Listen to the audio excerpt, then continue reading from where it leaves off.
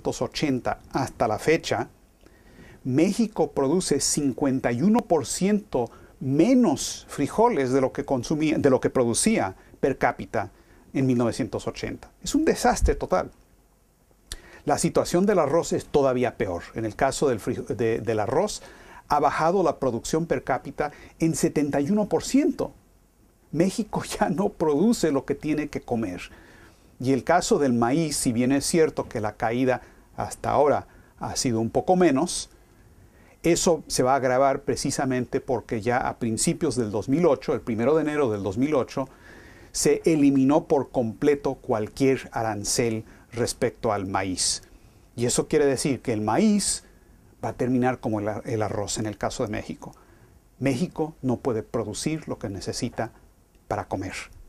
Y eso quiere decir que los mexicanos van a dejar de existir, es decir, se van a morir de hambre si sigue adelante este sistema. Como resultado de esto, millones de personas de Iberoamérica, la mayoría de México, se han visto empujados a los Estados Unidos en busca de un futuro, solo para verse víctimas ahora de lo que se convirtió en el derrumbe de la economía estadounidense. El resultado neto de estas políticas, de esta desintegración del sistema financiero internacional y su reflejo en el caso de México, han significado que la economía física mexicana simplemente no puede a estas alturas mantener la población existente de México. Es decir, la densidad relativa potencial de población ha disminuido.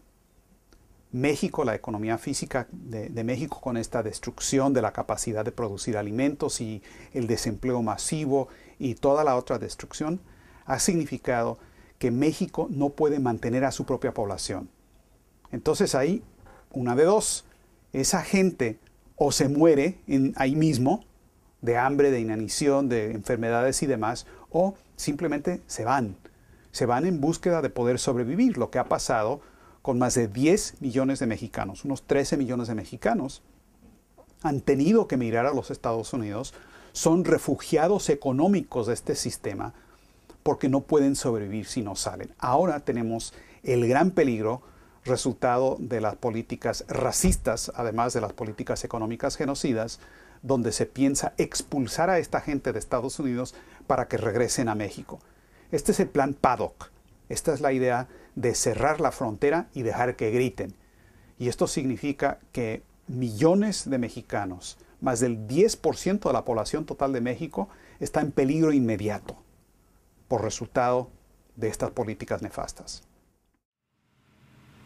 De hecho, los Estados Unidos cosecharon el fruto de las políticas exitosas del imperialismo británico. Mientras el nivel de productividad de la nación en los Estados Unidos caía, el ciudadano promedio cada vez podía pagar menos los costos de vida, salud, alimentos e incluso agua. Mucha de la infraestructura básica de la que depende el suministro de agua y energía llegó a niveles de baja calidad. En la economía física, solo hay una consecuencia posible al estancamiento cultural y el desmantelamiento de la infraestructura económica básica. Una reducción gigantesca en la población. Arrancarle la columna vertebral a una economía nacional por debajo de cierta densidad poblacional desata una reacción en cadena mortal.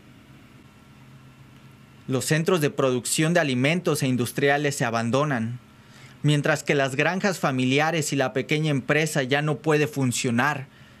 Las metrópolis se sobrepoblan, incitando al crimen, el desempleo, la indigencia y las enfermedades. Cada una de estas plagas sociales alimenta a las demás, creando así una espiral dinámica de caída. En una función de desplome físico así, no hay cantidad de estímulo monetario que pueda lograr tratar la causa de la enfermedad. What is taught as economics and believed as economics in most universities of the world today is utterly incompetent. And therefore you have to introduce the conception of what a real economy is. A real economy is essentially a physical economy. That is, it's not a matter of money. A money system is simply an auxiliary feature of an economy and should never be more than that. It's a necessary auxiliary feature, but only that. The real economy is a physical economy in the sense it's the relationship of the human race to the occupation of the planet as a whole. And it starts with the knowledge that mankind is not an animal. Mankind dies as an animal, but lives as a human being, which is quite different than being an animal. A human being is capable of creativity, which is expressed in the sense of the ability of the human species, as no other species in existence can do, to increase its potential population density on the planet. And no other species can do it. Man does that by changing his environment.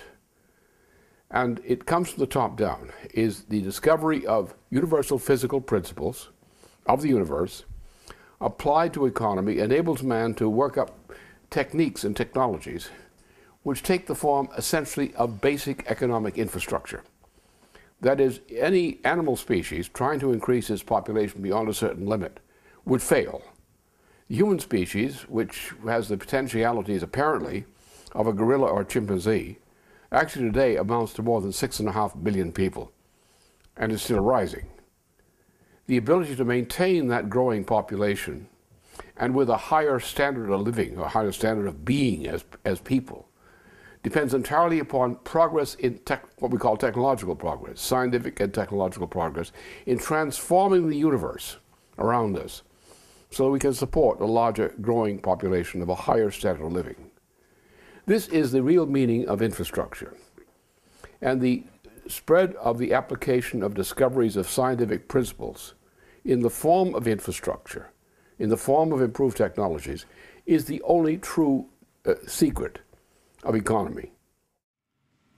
Este principio de economía física se veía plasmado en dos proyectos de infraestructura de gran escala que se concibieron de forma independiente en la década de los 60 en Estados Unidos y México.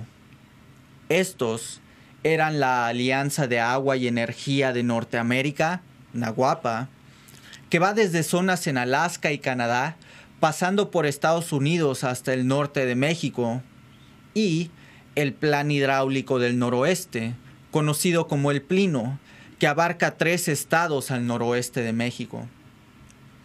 Estos proyectos se diseñaron para llevar agua del sur de Alaska y Canadá a las regiones centrales y occidentales de Estados Unidos y para llevar un suministro de agua fresca de las regiones al sur de México a los desiertos del norte, transformando así al 5º desierto más grande en el mundo en uno de los principales graneros para la humanidad.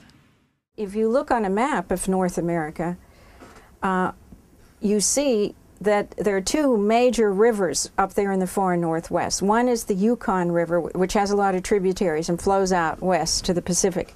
And the other is the big Mackenzie system, flows to the north to the Arctic. And so if you divert just a portion of that, a bit of it, and come down through British Columbia in the western part of the continent, and take some of those rivers there, a portion, the Fraser River, the Peace River, the Columbia River, just a portion. And you have a man-made boon called it's a Rocky Mountain Trench. It's about 400 or 500 miles long. So you could run it through that, bring it down into the United States, and then either bring it in basically one channel all the way southward through the states towards Mexico and into Mexico, or you might go on either side of the Rocky Mountains, one to the west, one to the east, and maybe arc farther to the east. That's a engineering and a commitment question. But this is the only place that's a lot of water, but there is a lot of water, and it would stabilize everything on the way and create a fabulous development corridor and bring about a large volume increase relative to what we're using now. In the United States, if this had been done, and